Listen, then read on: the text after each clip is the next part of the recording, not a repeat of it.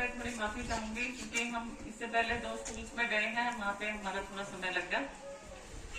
आज हम यहाँ इस धरने पे आए हैं, चूड़ी कला इस स्कूल में आए हैं। यहाँ पर जो धरने को मजबूती से चला रहे हैं श्री सतीश बेनीवाल जी, पगड़ी संभाल जट्टा जिला अध्यक्ष, उनको मैं बहुत बहुत बधाई देना चाहूंगी कि आपकी वजह से यहाँ पर ये आवाज उठ रही है और ये आवाज लगातार उठती रहनी चाहिए। नहीं जी, पूरे गांव की आवाज है, गांव का संगठन साथ में है, गांव के नौसी भी आ रही थी साथ ही गाँव वासियों को भी बहुत बहुत धन्यवाद कि यदि आप लोग संगठित होकर ये आवाज उठाते रहेंगे तो बहुत अच्छा रहेगा, क्योंकि यहाँ से आवाज उठती है, साथ में फिर उसको देख के कहीं और से आवाज उठती है, तीसरी आवाज उठती है, आवाज में आवाज मिलती चली जाती है ना। तो जो हमारे जो हक है उसकी आवाज और ऊंची तक चली जाएगी और जो तख्त है ना उसको हिलाने का काम करेगी। बहरहाल मुझे अभी यहाँ पर पता चला है कि चूड़ी कला और चूड़ी खुर्द का ये एक स्कूल है, 2 गांव का एक स्कूल है, 2 पंचायतें हैं, एक स्कूल है। अब एक स्कूल में क्या कारनामा किया है माननीय मुख्यमंत्री जी, माननीय शिक्षा मंत्री जी, कृपया करके जरूर सुने। वो कारनामा आपने ये किया है कि यहाँ पे इंग्लिश, मैथ्स, साइंस और हिंदी का टीचर ही नहीं है। 2 गांव एक स्कूल और मुख्य विषयों के टीचर नहीं है। यहाँ पर पहले 13 टीचर्स थे, जो पोस्ट आपने 11 की उसमें भी आपने 6 वैकेंट छोड़ रखी है, कैप्ट कर दी है। क्यों? यदि आप इस स्कूल को देखें, मैं इसकी स्कूल की बिल्डिंग देख पा रही हूँ, बहुत सुंदर मुझे स्कूल लग रहा है, बहुत अच्छा यहाँ पे वातावरण है, पर्यावरण, सब कुछ सारी चीजें। बच्चे यहाँ पे बड़े शांत स्वभाव के बैठे हैं मेरे सामने। इन बच्चों का भविष्य क्या होगा इन टीचर्स के बिना, ये जरा हमें बता दें प्रदेश के मुखिया। आपने क्या सोच के रैशनलाइजेशन और ये ट्रांसफर ड्राइव की है, जब इस रैशनलाइजेशन ने सब कुछ सिस्टम तहस नहस कर दिया। ये इरैशनलाइजेशन है, ये इट इज नॉट रैशनलाइजेशन। मैं इसको यही कहती हूँ।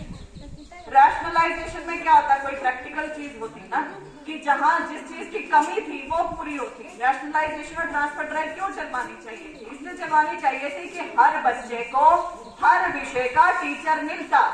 ये नहीं कि आपको जो टीचर मिले मिलाए हैं वो भी वापस ले लिए जाएं और वापस लेकर स्कूलों को बंद करने की ओर धकेला जाए, क्या कहकर कि स्कूल में बच्चों की एनरोलमेंट कम है। लेकिन माननीय शिक्षा मंत्री जी, आपने तो यहाँ पे अंग्रेजी का, गणित का, विज्ञान का, हिंदी का टीचर ही नहीं दिया। अब ये टीचर नहीं देंगे और हम लोग मान लीजिए संघर्ष करते रहे और ये टीचर नहीं आते हैं तो कई अभिभावक अपने बच्चों को यहाँ से निकाल लेंगे, वो फिर किसी और स्कूल में डालेंगे। टीचर के अभाव में क्यों पढ़ाएंगे? तो जब बच्चे यहाँ से निकल जाते फिर आप कहना कि यहाँ पे स्टूडेंट एनरोलमेंट कम है, इसलिए हम लोग आप लोगों का स्कूल बंद कर रहे हैं। ये गजब का जो खेल खेलने की कोशिश कर रही है सरकार, ये इनकी विषैली मानसिकता दर्शाता है। ये पता चलता है कि आप लोग एंटी एजुकेशन है, आप लोग एंटी टीचर्स हैं, आप लोग शिक्षा के प्रति गंभीर नहीं है, असंवेदनशील लोग सत्ता में बैठ गए हैं जिनको शिक्षा से कुछ लेना देना ही नहीं है। मैं इतनी बड़ी स्टेटमेंट इसलिए बोल रही हूँ क्योंकि कल हम सब ने माननीय मुख्यमंत्री जी की स्टेटमेंट सुनी। उन्होंने कहा कि फिजिक्स का टीचर मैथ्स पढ़ा लेगी। जब हमारे प्रदेश के मुखिया ऐसी तर्कहीन, ऐसी आधारहीन बात करें तो सोचे उस प्रदेश की शिक्षा व्यवस्था का क्या होगा। ये ऐसी स्टेटमेंट है जो मुझे नहीं लगता कि कोई भी पढ़ा लिखा व्यक्ति, थोड़ा बहुत भी पढ़ा लिखा व्यक्ति इसका सपोर्ट करेगा। साथ ही शिक्षा मंत्री जी से कहना चाहूंगी, शिक्षा मंत्री जी शर्म कीजिए। यदि आप में थोड़ी सी भी शर्म है तो अपने पद से इस्तीफा दे दें। मैं कहना चाहती हूँ कि सारे प्रदेश भर से ये मांग उठनी चाहिए, विपक्ष को ये मांग उठानी चाहिए संयुक्त होकर कि शिक्षा मंत्री का इस्तीफा मांगे। कारण उसका यह है कि आपसे टीचर्स प्रोवाइड नहीं करवाए गए पूरे के पूरे। आपने जो वादे किए वो आपसे पूरे नहीं हुए। आप पोस्ट कैप्ट कर रहे हैं, आपने 4803 स्कूल बंद कर दिए, आप सारे के सारे सब्जेक्ट के टीचर्स प्रोवाइड नहीं करवा पा रहे हैं। बच्चों के पेपर सिर के ऊपर है, बच्चे क्या पढ़ेंगे, क्या करेंगे? बच्चे सड़कों पे उतरे हुए हैं, ग्राउंड में बैठे हैं, स्कूलों के क्लासरूम में होना चाहिए, बच्चों को नहीं है वो। तो आपको शर्म आनी चाहिए माननीय शिक्षा मंत्री जी, आपको इस्तीफा दे देना चाहिए। और यदि वो स्वयं से नहीं तो उन्हें नहीं आती है, तो हम सबको उनका इस्तीफा मांगना चाहिए और लगातार मांगना चाहिए, बार बार मांगना चाहिए, पूरे विपक्ष को इकट्ठे होकर मानना चाहिए। और माननीय मुख्यमंत्री जी को कहना चाहिए कि कल जो आपने स्टेटमेंट दिया उस स्टेटमेंट को कृपया करके वापस लें, क्योंकि यदि आप ऐसा सोचते हैं तो आप प्रदेश चलाने के लायक ही नहीं है।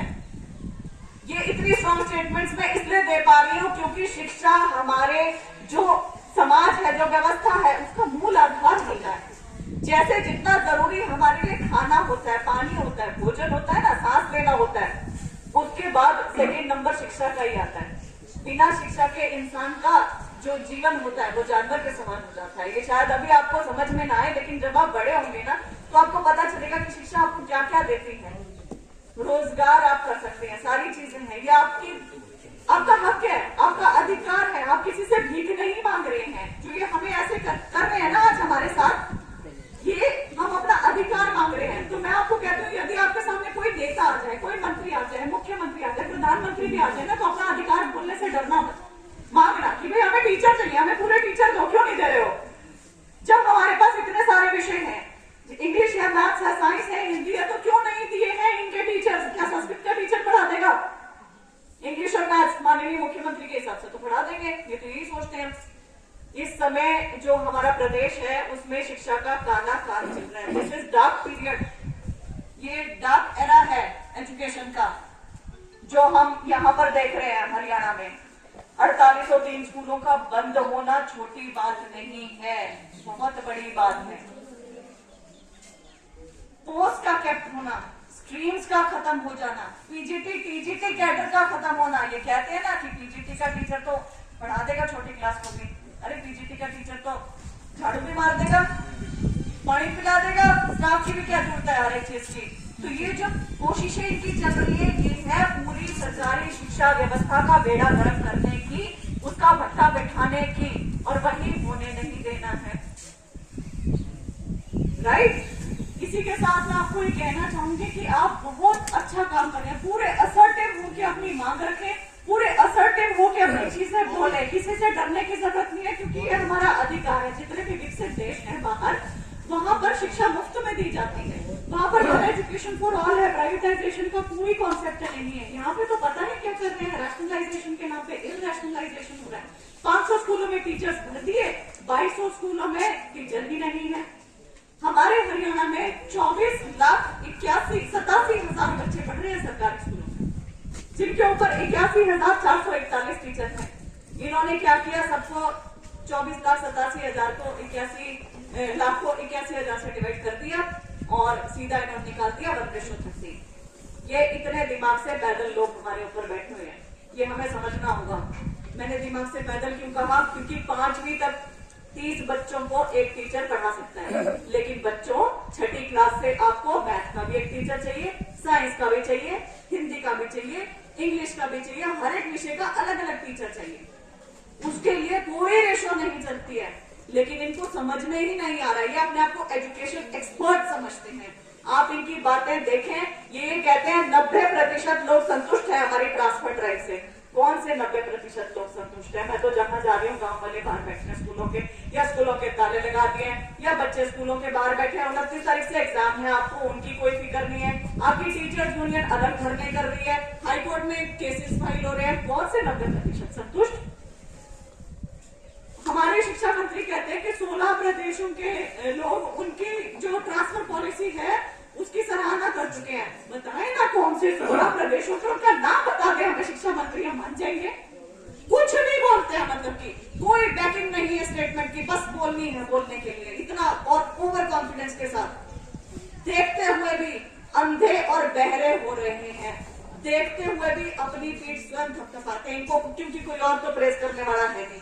जो इनकी नीतियां हैं, जैसे पहले किसान सड़क पर बिठा दिए थे, जवान सड़क पर बिठा दिया था, बच्चे सड़क पर बिठा दिए। इनकी प्रेस कोई नहीं कर रहा है, इसलिए खुद की प्रेस करती है। सेल्फ प्रेस करने वाले लोग हैं, कहते हैं हमने बहुत अच्छा किया, हमने बहुत बढ़िया किया। अरे जिनके लिए किया है उनके बच्चों के अभिभावकों से पूछ ले, टीचर से पूछ ले, सब तो आपसे दुखी है किसके लिए अच्छा कर दिया आपने। अब यहाँ से पंचायतें जाती हैं, जैसे मुझे पता चला कि यहाँ से भी सीएम साहब से मिलने के लिए गए थे, चूड़ीकला से भी, मोहब्बतपुर ढाणी से भी ज्ञापन ले लेते हैं, आश्वासन दे देते हैं, दैट्स इट। उसके आगे और कुछ नहीं।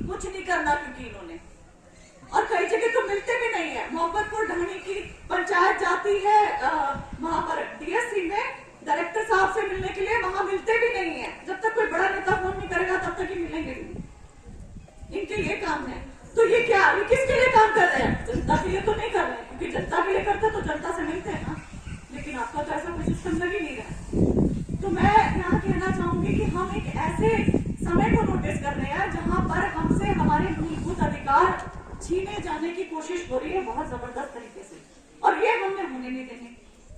ये जो आप लोग कर रहे हो ये बहुत बढ़िया कर रहे हो, आप यूं ही करते रहे, बच्चों आप बहुत अच्छा कर रहे हो। आप जितना क्लासरूम के अंदर पढ़ रहे हो ना, उतना आप ये समझो कि आपकी पढ़ाई बाहर भी चल रही है। ये जो संघर्ष, ये जो कठिनाइयां है ना जो आप देख रहे हो, टीचर्स आपको अवेलेबल नहीं है, शायद आपको अभी इस चीज का महत्व ना समझना है, आगे समझ में आएगा। तो ये संघर्ष करना बहुत जरूरी है, चलाना बहुत जरूरी है, क्योंकि हमें अधिकार चाहिए अपने। हम टैक्स का पैसा भरते हैं, हमारे पेरेंट्स भरते हैं, टैक्स का पैसा भरते हैं ना, हम शिक्षा के लिए, इन सब चीजों के लिए ही भरते हैं, मूलभूत सुविधाओं के लिए। तो मैं आप लोगों को बहुत बहुत शुभकामनाएं देना चाहूंगी अपनी तरफ से।